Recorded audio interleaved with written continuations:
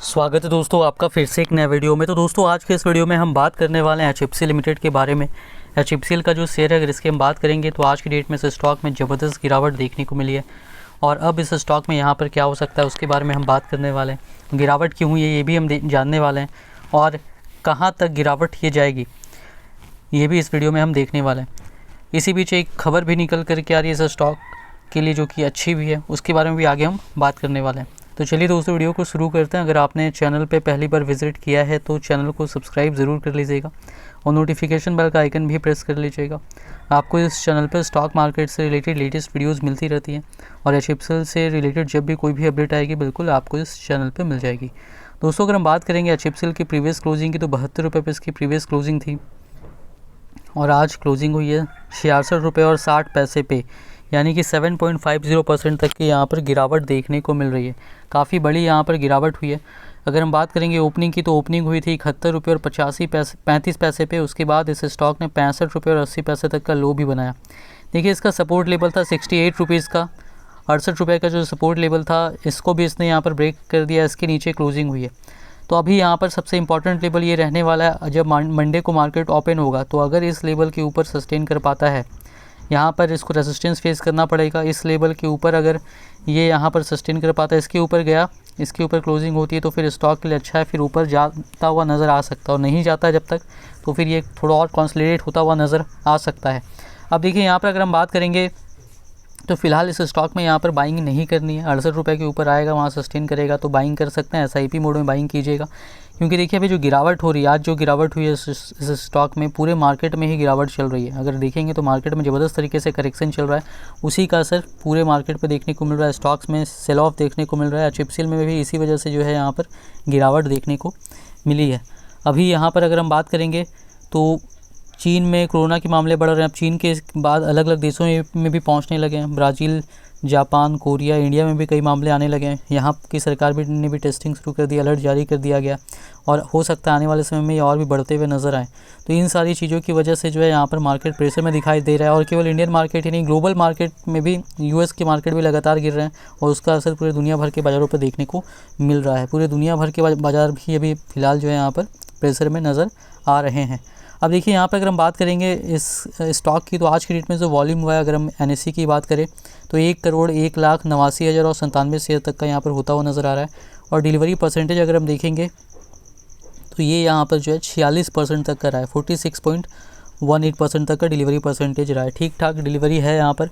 और यहाँ पर अगर हम बात करेंगे यानी गिरते मार्केट में भी यहाँ पर जो है कई लोग माल उठा रहे हैं और अगर आगे और गिरता है, मान लीजिए यहाँ पर स्टॉक जो है और नीचे गिरता है, 60 रुपये के लेवल के अगर नीचे जाता है तो बहुत ही अच्छी बाइंग अपॉर्चुनिटी रहेगी। पहले भी ये जो स्टॉक है दोस्तों गिर करके जो है यहाँ पर 52 रुपये तक भी गया था, वहाँ से दोबारा ये 88 रुपये का लेवल भी इसने यहाँ पर क्रॉस किया। तो वही बात है, जैसे ही मार्केट नॉर्मल होगा ये दोबारा 80 रुपये का लेवल कम से कम पार करेगा ही। तो नीचे अगर जाता है 60 रुपये के नीचे तो बहुत अच्छा मौका होगा, जिस तरीके से पहले भी कई बार मौका ये दे चुका है और वापस से फिर ये ऊपर जाता है। तो यहाँ पर अगर नीचे में मिलेगा तो बिल्कुल उस लेवल पर आपको बाइंग करनी चाहिए।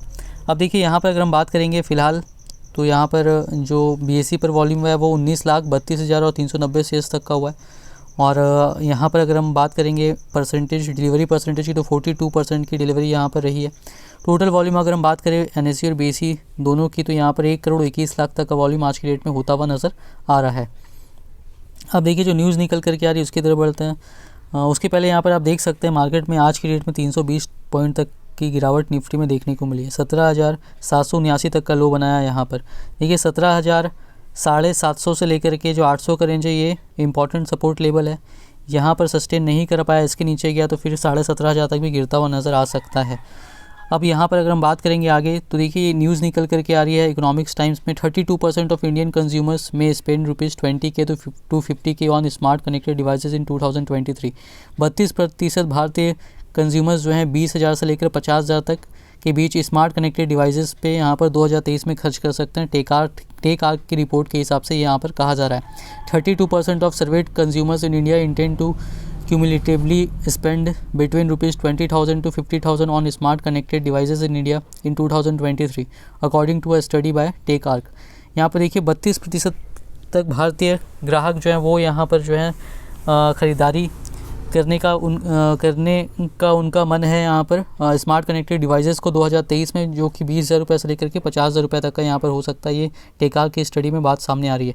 The findings added that affordability will remain a key driver for the adoption of smart connected devices such as smart lights, smart air purifiers, smart ACs, smart surveillance cameras, smart vacuum cleaners, smart washing machines among others।